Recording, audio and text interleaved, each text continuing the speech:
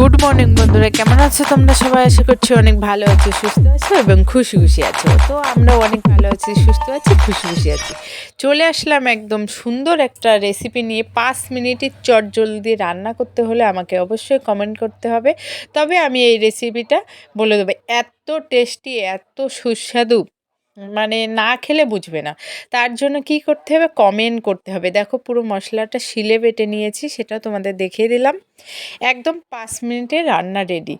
যদি ভাবো যে এখন আমার লেট হয়ে গেছে, কি করে জিনিসটা রান্না করব, তখন এই রান্নাটা করতে হবে। কারণ রোজ দিন কিন্তু মানুষের কাজের রুটিনটা একরকম থাকে না, একটু লেট হতে পারে ঘুম থেকে উঠতে, বা অন্য কাজ থাকতে পারে। ওই জন্য এই সবগুলো বুদ্ধি খাটিয়ে খাটিয়ে মাঝে মাঝে করতে হয়। আর অনেক সময় কি, মাছটা ভাজা করলে সেই মাছটা না খেতে ইচ্ছা করে না, আমার এটা হয়। ওই জন্য আমি এই বুদ্ধিগুলো মাঝে মাঝে কাজে লাগাই।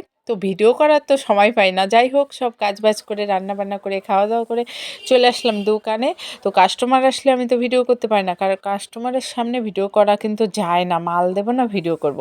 যাই হোক, কিনি একটা শাড়ি, একটাই শাড়ি নেবে, গিফটে দেবে, তার জন্য আমি সেই ভিডিওটা তোমাদেরকে করে একটু দেখালাম, যে কাস্টমাররা না হলে ভাববা তুমি কি বসে থাকো, শুধু শুধু কাস্টমার আসে আমার দোকানে। ঠিক আছে, সমস্যা নেই, সংসারের দায়ভারটা আমি নিজেই নিতে পারি, সেইটুকু ক্ষমতা এখন আছে।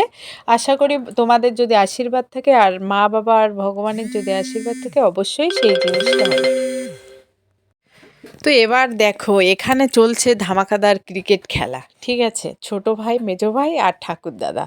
তো এইটা আর কি সিনটা তোমাদের সঙ্গে শেয়ার না করে পারলামই না। ঠিক আছে, মজাও হচ্ছে প্রচণ্ড পরিমাণে। আর আমার ছেলে অতিরিক্ত চিৎকার চেঁচামেচি করে, ওই জন্য আমি ভয়েসটা মিউট করে দিয়ে নিজে ভয়েস দিচ্ছি।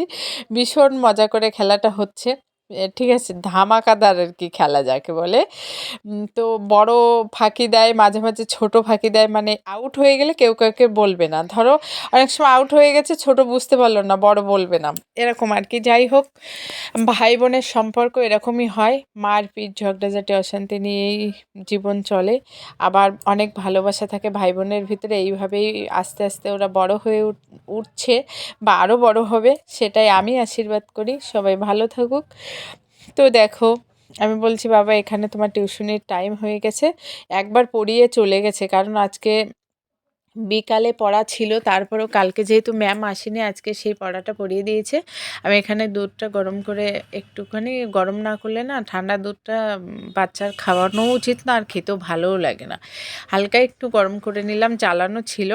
তারপরে দিয়ে দেখো, হাত পা ধুয়ে পুরো ফ্রেশ ট্রেশ করিয়ে একদম রেডি সেডি হয়ে দুই ভাই একদম পড়তে বসে গেছে। হাতের অল্প কিছু কাজ বাকি আছে, সেটা করছে।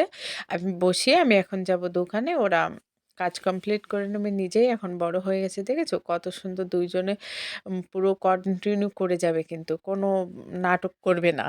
পড়া না হলে ছোটটার ভীষণ কান্না পায়, মাস্টার ভালো বললে ওর বেশ ভালো লাগে। যাই হোক, তো আমি দোকানে গেছিলাম, সেখান থেকে চলে আসলাম বাড়ি। আর শরীরটাও ভালো লাগছে না, তাই আমি দেখো পুরো একদম দেখে বোঝা যাচ্ছে ক্লান্ত ক্লান্ত লাগছে। ওই যে আমার শিব ঠাকুরকে একবার দর্শন করে দিলাম। তো সবাইকে গুড নাইট বলে আমিও ঘুমাতে চলে যাই। তোমরা সবাই খাওয়া দাওয়া করে ঘুমিয়ে পড়ো। আর আমার ছেলেরা এখনও খাচ্ছে, দুই ছেলে। আমি ঘরে চলে এসেছি। তো ভালো থেকো, সুস্থ থেকো, সাবস্ক্রাইব করে দিয়ে পাশে থেকে যাও বন্ধু হয়ে। দেখা হচ্ছে পরের ভিডিও। ভালো থেকো।